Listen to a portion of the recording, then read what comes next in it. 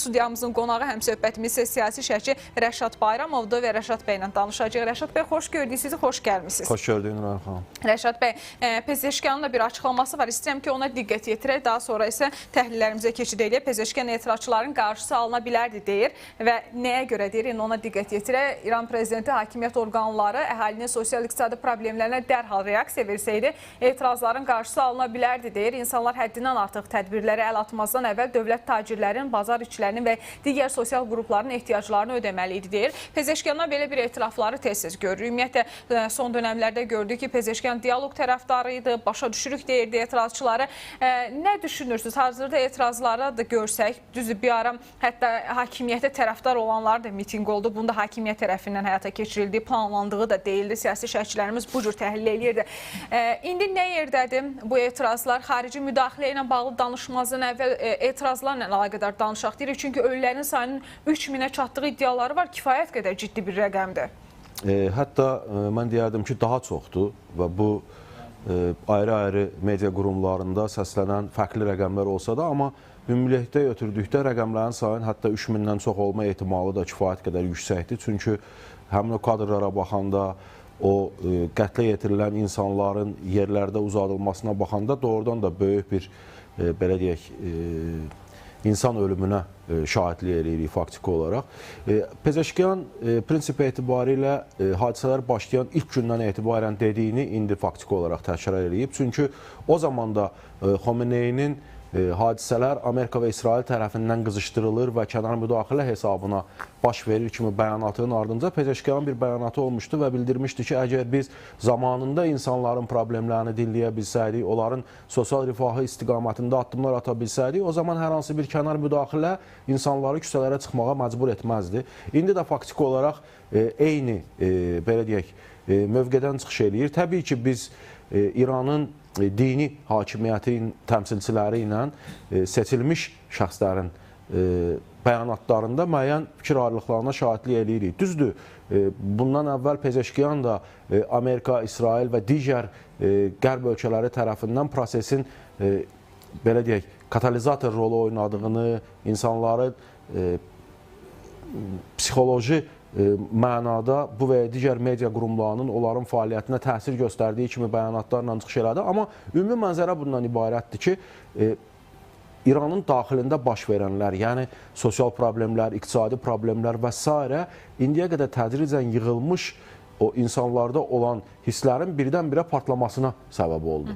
Və nəticə etibarilə çatlar artıq böyüdü və bu proses də başladı. Təbii ki, proses başlayandan sonra ayrı-ayrı maraqlı qüvvələrin də bu və ya digər şəkildə prosesə müdaxiləsi olacaqdı.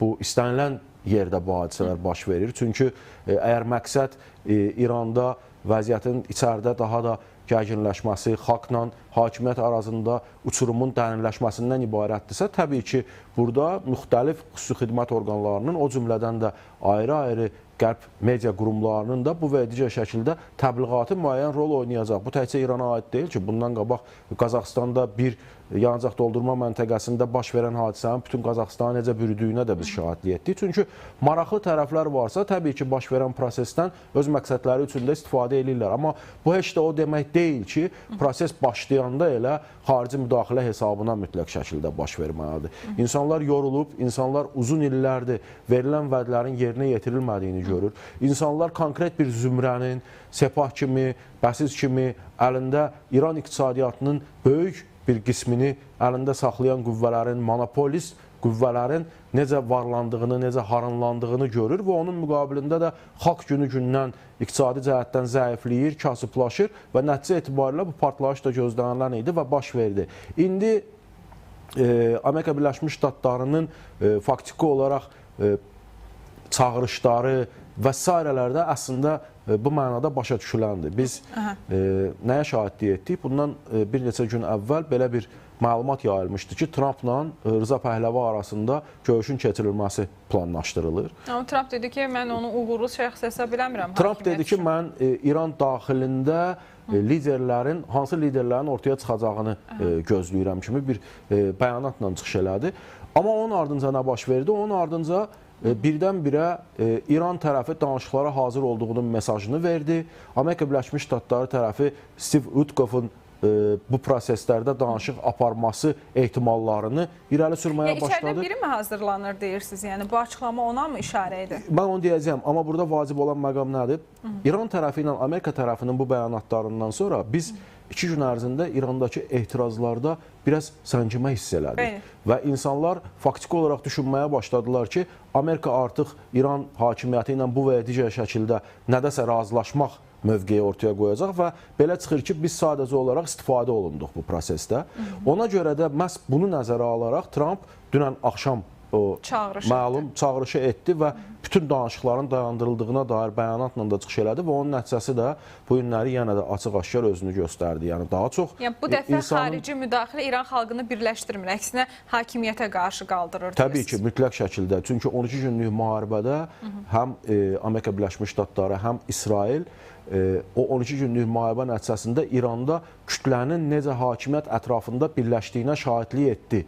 Ona görə də indi növbəti hərbi əməliyyatlardan öncə bu uçurumu dərinləşdirmək lazım idi ki, faktiki olaraq ona da nail olublar. Əgər bir ölkədə keçirilən etiraz aksiyalarında Trumpa çağırışlar edilirsə, vur deyə çağırışlar edilirsə, bu artıq o deməkdir ki, böyük bir uçurum faktiki olaraq meydana gəlib və nəticə etibarilə bu da öz təsirini göstərəcək növbəti hərbi əməliyyatlar zamanı. Əgər Amerika Birləşmiş Ştatları verilən məlumatlardan bu cür başa düşülür ki, ayrı-ayrı hərbi bazalarda əskərlərin oradan çıxması və s. kimi belə deyək, çağırışlar eləyirsə, əlavə qüvvələrin yerləşdirilməsi, raket sistemləri və s. ilə təminat həyata keçirirsə, bu o deməkdir ki, Amerika Birləşmiş Ştatları artıq müvafiq hərbi əməliyyatlara hazırlığı görür.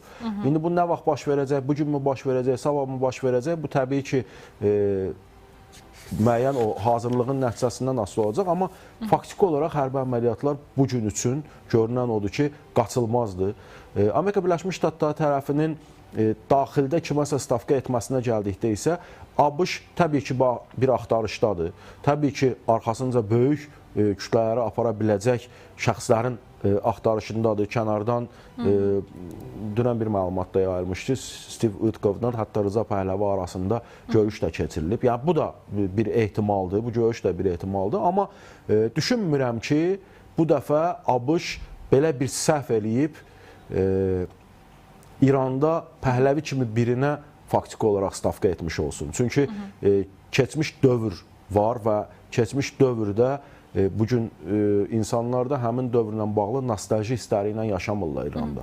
Rəşad bəy, burada bir neçə ad çəkilir. Əlbəttə ki, bu kütləvi informasiya vasitələrinin iddialarıdır. Pezeşkiyanın, Xatəminin adları çəkilir ki, həmin şəxslər ola bilər. Amerika Birləşmiş Ştatlarının o daxildə önə çıxarmaq istədiyi şəxslər. Ona görə bu sualı ünvanladım sizə.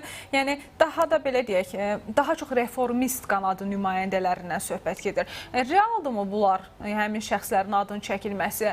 Yəni, hazırki məqamda baxdığımızda əslində hakimiyyətdə çox güclü tərəflər, güclü qüvvələr var. Yəni adı çəkilən şəxslərə Amerika dəstəyinin verilməsi və onların hakimiyyətə gəlməsi nə qədər real görünür? Bu cavab vermək üçün biz birinci müəyyənləşdirməliyik ki, Amerika Birləşmiş Ştatları İrandan nə istəyir?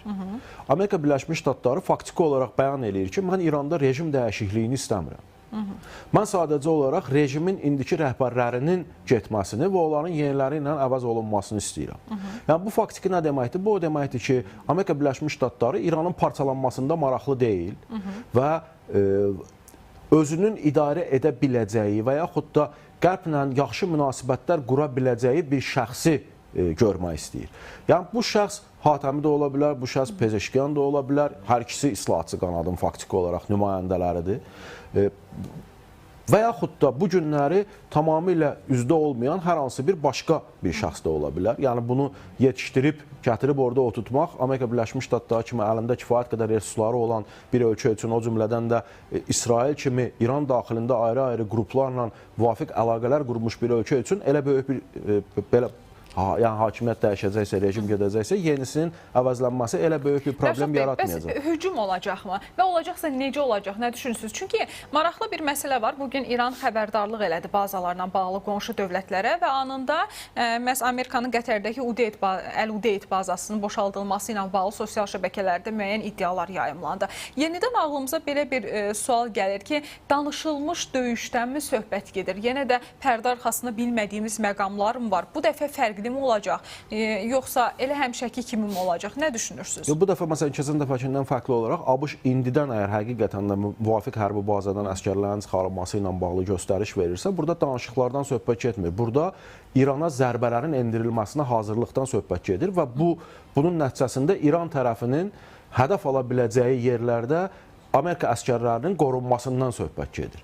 O baxımdan bu məsələdə baxın söhbət nədən gedir. Təbii ki, müdaxilə olacaq, hərbi müdaxilə olacaq. Amma bu uzun müddətli bir müharibə mi olacaq düşünmürəm. Çünki Amerika Birləşmiş Ştatlarının marağında deyil. Bu həm daxildə əlavə xərc deməkdir, həm İran coğrafiyasının böyük olduğunu nəzərə alsaq, müharibənin Hürmüz boğazı kimi ticarət dövriyyəsində olduqca əhəmiyyətli bir yer olan Hürmüz boğazının bağlanmasına gətirib çıxaracağını nəzərə alsaq, daxildə xaosun böyümə ehtimalını nəzərə alsaq, bu Amerika Birləşmiş Ştatlarının maraqlarında deyil. Düşünürəm ki, hərbi əməliyyatlar olacaqsa, bu yenə də 12 günlük müharibədə olduğu kimi konkret hədəflərin vurulması istiqamətində həm Bəsic rəhbərliyinin, həm belə deyək, Sepah rəhbərliyinin, həm dini liderlərin və s. Bu dəfə deyilir ki, nüvə obyektləri deyil, konkret adamlar hədəf götürülə bilər, konkret yerlər. Yəni nüvə obyektləri böyük ölçüdə dağıdılıbdır. Oradan çıxarılan uranın da harda olması ilə bağlı hələ ki, nə Amerika Birləşmiş Ştatlarında, nə də İsrailin əlində konkret faktlar yoxdur. Olsaydı bunu indiyə kimi elan eləyər və bu və ya digər şəkildə onun oradan çıxarılması istiqamətində də hansısa addımlar atardılar. Ona görə də görünən odur ki, bu hərbi əməliyyatlar bəli olacaq və dediyim kimi qısa müddətli konkret hədəflərə yönələn hərbi əməliyyatlar olacaq. Yenə deyirəm, burada bilirsiniz fərqlər var. ABŞ vahid İranın qalması ilə idarə oluna biləcək bir lider istəyir. İsrail isə ümumiyyətlə İranın quruluşunun dəyişilməsi və imkan daxilində parçalanması yönündə bugün maraqlı fəaliyyətə bir üstünlük iddia da verir. yayımlanmışdı ki, güya İsrail Amerika Birləşmiş Ştatlarından hücum etməməyi istəyib. Ola bilərmi belə bir şey? Əgər olarsa, niyə görə belə bir istəkdə çıxış etsin yəni İsrail? Mən açığı düşünmürəm belə bir istək olsun. Çünki uzun müddətdir, belə deyək də, Amerika Birləşmiş Ştatlarına davamlı şəkildə İrana zərbələr endirməklə bağlı çağırışlar eləyən İsrail hakimiyyətinin birdən-birə indi Amerika Birləşmiş Ştatlarına İranın vurulmasına geri çəkilməklə bağlı çağırış etməsi inandırıcı, belə deyək, görsənmir. Amma başqa bir şey də ola bilər. Yəni o ehtimal da ola bilər ki, İsrail fikirləşir ki, hələ tezdir.